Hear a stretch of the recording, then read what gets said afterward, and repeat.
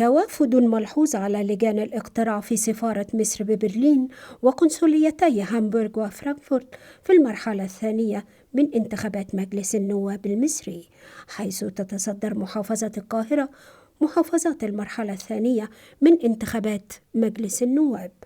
هو طبعا إقبال السيدات ده مهم جدا في المرحلة الحالية، وأنا شفت المشاركة متميزة جدا في المرحلة الأولى بالنسبة للسيدات في مصر وخارج مصر.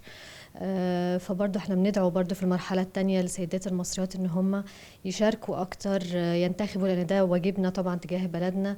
وكمان اللي هيشجع اكتر انه في المرحلة الاولى 33 سيدة دخلوا البرلمان. الحقيقة ده دور وطني لازم يقوم بيه كل مصري سواء في مصر او في الخارج، عشان نكمل خريطة الطريق اللي هو رسمتها الثورة بعد 30 يونيو وفي 3/7، وإن شاء الله مصر تقوم وتبقى على خير دايما. أنا يعني اخترت الأفضل من وجهة نظري، يعني لأن أنا شفت المرشحين، كنت متابع من وأنا قاعد هنا واخترت على هذا الأساس يعني. وفي ناس طبعا كنت مفضلها في القوائم اكتسحت مرحلة أولى، فاخترت ناس تانية كنت حطيتها رقم 2 يعني. ده فرض، ده واجب على كل مصري إنه ينزل يدي صوته. ودي مصر، لازم ننزل وندي صوتنا. والقايمة مليانة ناس مش كلهم وحشين، في ناس كتير كويسة، وربنا يجعلهم خير لمصر.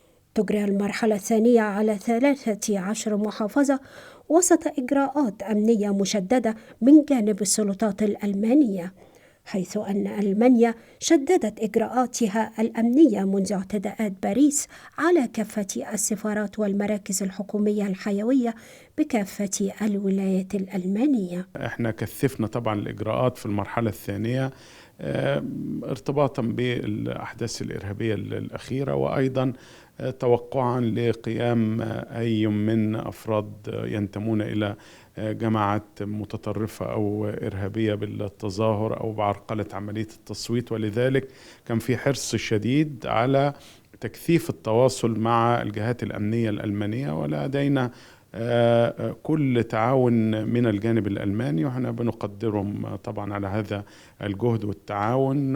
هذا وقد قام عدد لا يتعدى 10 أفراد من أنصار الجماعة المحظورة الذين كانوا متظاهرين أمام السفارة المصرية قاموا بالتعدي اللفظي على طاقم عمل التلفزيون المصري ومراسلة التلفزيون المصري.